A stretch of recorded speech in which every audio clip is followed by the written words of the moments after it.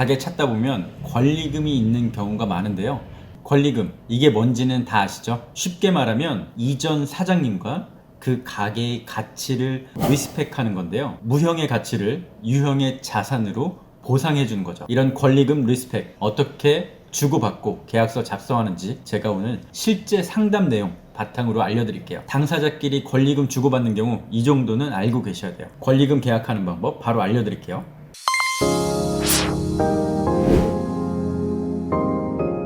지금 상황은 서울에 있는 보석 세공 공장을 인수받으려는 상황인데요. 서로 이제 아는 분끼리 주고받으려는 그런 상황입니다. 모든 시설 이런 걸 다 물려주고 이전 사장님은 아예 공장 일을 이제 안 하신다고 하셨대요. 그래서 이런 내용 바탕으로 권리금에 대한 주요 내용만 간단히 도와드린 거예요.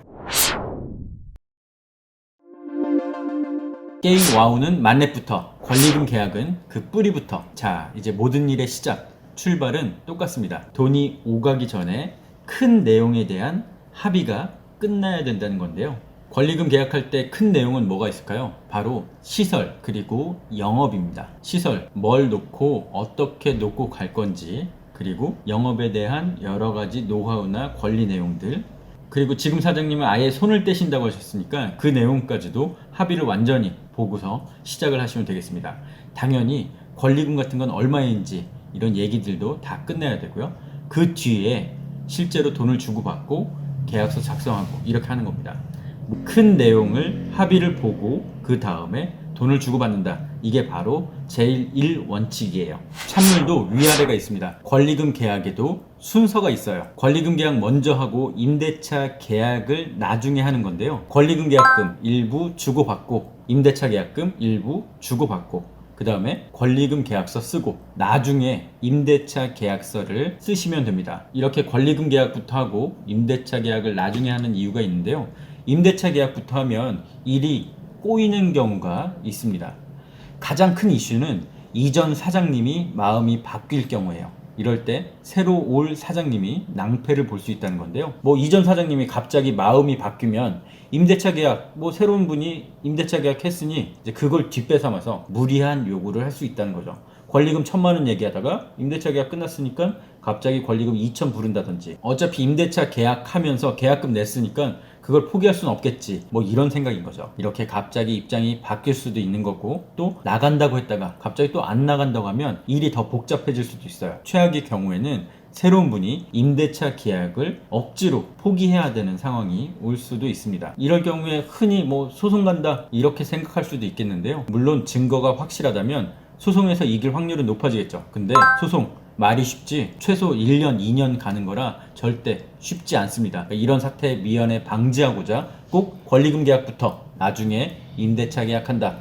기억하셔야 돼요. 조건을 달아라. 되게 중요한 거예요. 제가 지금 다 중요하다고 말씀드리고 있죠? 당연합니다. 돈이 걸린 일이니까요. 그래서 안 중요한 게 없는데 제가 최대한 간단하게 말씀드리고 있어요. 임대차 계약이 잘 안 되면 권리금 계약은 없던 일로 하는 겁니다. 임대차 계약에 딸려오는 계약이 권리금 계약이다 이렇게 생각하시면 되는데요. 아마 맨 처음에 권리금 내용 오가면서 여기 보증금 얼마, 월세 얼마, 관리비 얼마 다 들으셨을 거예요. 그 얘기 듣고 있다가 갑자기 임대차 계약서 쓰려고 그러는데 건물주가 야, 너 잘 만났다. 나 100만 원 더 올리려고 하는데 100만 원 올려서 계약하자. 이런 큰일 나잖아요. 이렇게 갑자기 비싼 월세 절대 감당할 수가 없을 겁니다. 또 처음에 얘기 들었던 거랑 달라지는 거고요. 그래서 이런 경우에 해지, 계약금 반환 특약을 넣는 게 중요합니다. 계약은 사소한 걸로 틀어진다. 큰 내용, 중요한 내용들은 시원시원하게 얘기가 잘 되다가도요, 작은 것 때문에 틀어지는 경우가 많아요. 렌털 이런 것들이죠. 정수기, TV, 인터넷 이거 네가 하니 내가 하니 나는 못 바꾸니 이런 것 때문에, 사소한 것 때문에 틀어지는 경우가 상당히 많습니다. 의외로 많아요. 그래서 주고받는 시설 목록을 세세하게 쓰는 게 좋은데요. 여기도 두 가지 방식이 있습니다.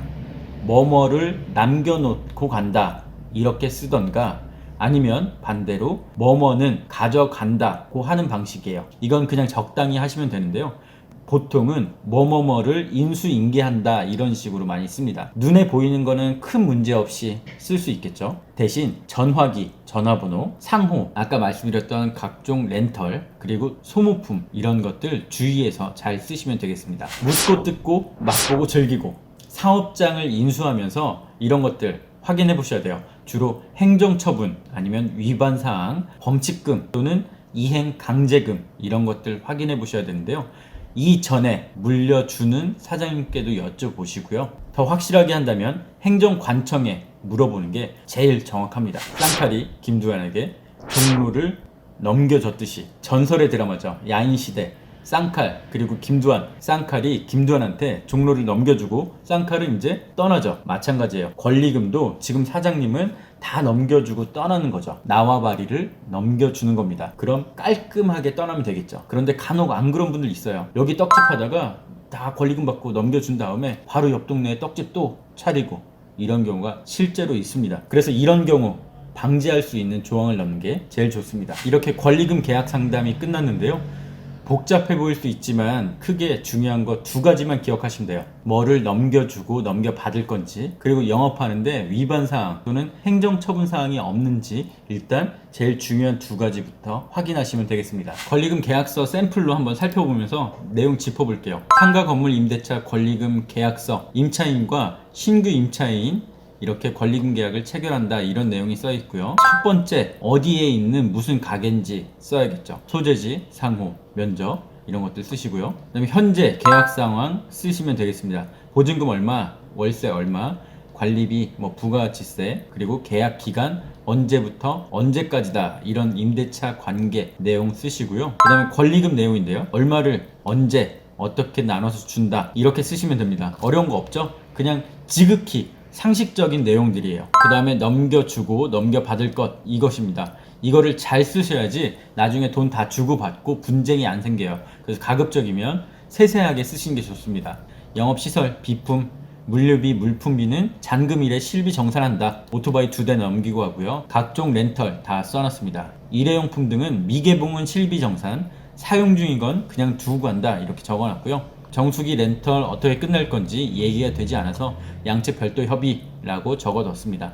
그 다음에 무형의 재산적 가치, 거래처, 신용 영업상의 노하우, 상가 건물 위치에 따른 영업상의 이점 등 이렇게 쓰셔서 최대한 분쟁을 방지하시는 게 좋습니다. 이제 사조에는 계약 해제, 손해배상 내용이 있는데요. 일반적인 상황 내용이고요. 특약사항의 특이한 거 한번 볼게요. 임차인은 잔금일로부터 5년간 인천광역시 서구에서 동종업종 개업 금지한다 라고 적어놨습니다.